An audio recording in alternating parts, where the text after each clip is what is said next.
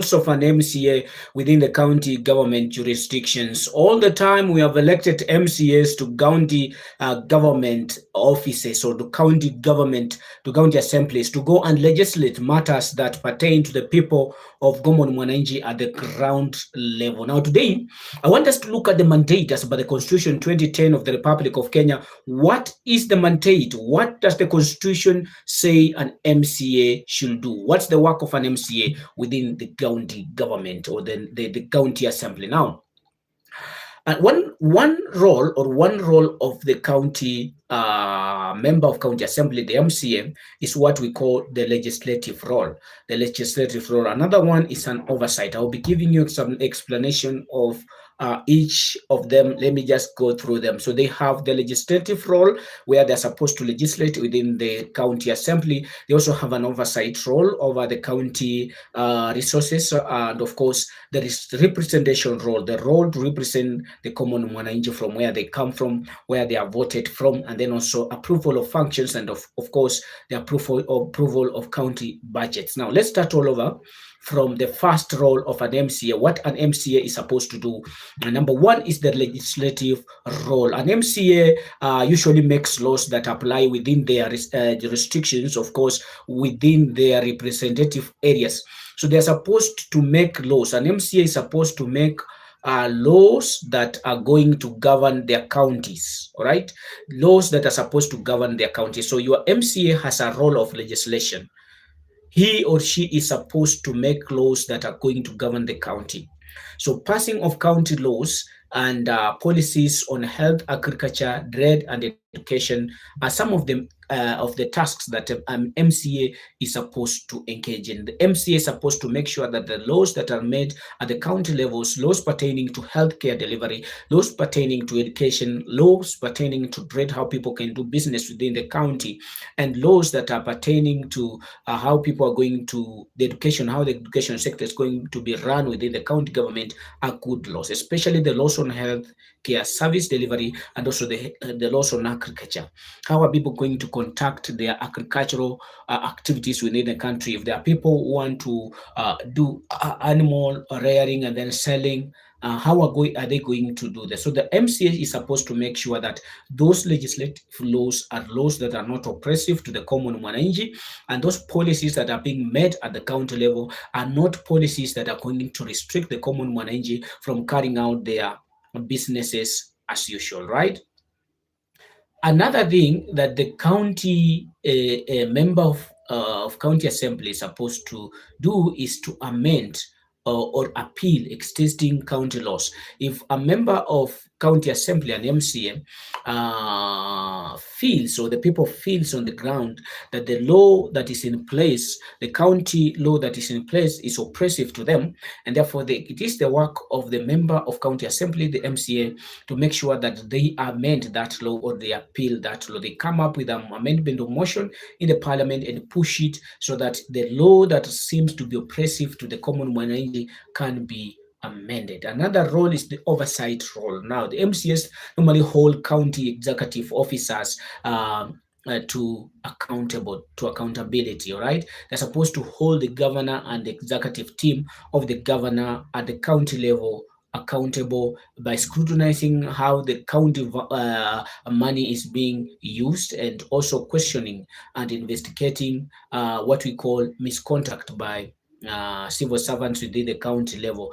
And also, whenever we have poor service delivery within the counties, the MCAs are supposed to question that. If in your area you have poor representation, and then it means that your MCA is not working well at the county government. Another oversight role is approving key appointment by governors. Governors are supposed to appoint CECs and other chief officers within the county level, and therefore it is the work of the MCA to make sure that they approve or disapprove these appointments. If the appointments seem to be tribal or seem to be leaning towards one side, if it is not inclusive, then they're supposed to make sure that they do not approve it. They allow the governor to do a fresh appointment of other people to make sure that the regional representation is well balanced. Now, another role is the representation role. Your MCA is supposed to represent you. The MCA represents the views, the needs, and the interests of their ward residents. If you are a resident of a certain ward and then you have views, you have concerns, you have things that you would like to be done within your jurisdiction, your areas of jurisdiction, then you have to take them to the MCA. The MCA is supposed to make sure that these interests, these needs that you have, the residents of the wards that have are taken care of in a good way. Then another thing that the MCA is supposed to do is to facilitate public participation whenever in government or in budget hearings or development plans, whenever there are plans that require public participation, at the ward level, the MCA is supposed to make it known to the residents of that ward that he represents, and then facilitate their participation in that public agenda. And then also the MCA, your MCA, is supposed to advocate for the local development projects. Yes, from the ward that you come from, the MCA in that area is actually supposed to make sure that there are development programs that are going on each financial year, and also make sure that there is money that is allocated towards a development within that ward. But the kind of MCAs that we have now are the MCAs who normally go there to earn salary and get favors from the governor and make friendships and take alcohol, and then at the end of the day go back home. So those are the representation roles that an MCA is supposed to do.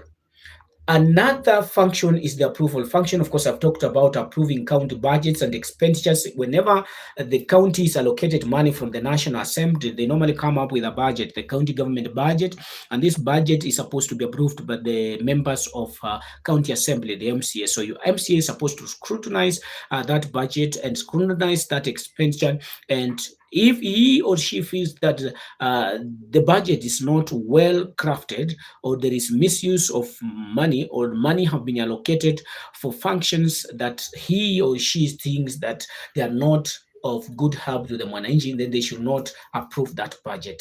And then also they have to approve. They have the MCA. Your MCA is also tasked with the role of approving county development projects. Whenever a county comes up with their development projects, and then the MCAs are supposed to sit down and see if those development plans and the money that are allocated to it are good, right? So Article 185, the legislative authority of the county assembly, is very clear. And Article 196, the public participation in the county assembly, is also very clear on this. Also, you can also read the County Government Act 2012, Section 8, which details the roles of an MCA. So with that, ladies and gentlemen, I wish to stop there. We have been looking at the roles of an MCA at the county level. The MCAs that we have elected nowadays are sleeping on their jobs. They have forgotten their mandates, and therefore we have talked about the legislative role. We have talked about their representation role, their oversight role within the county government, their role to ensure that resources are pooled towards the common mwananchi. And if they are not doing that, then you have to remind them that that is exactly why we took them to the county assembly, and that's the reason why we voted for them. It has been a pleasure being with you. My name is Jacob Nyendalin. Next time, bye-bye.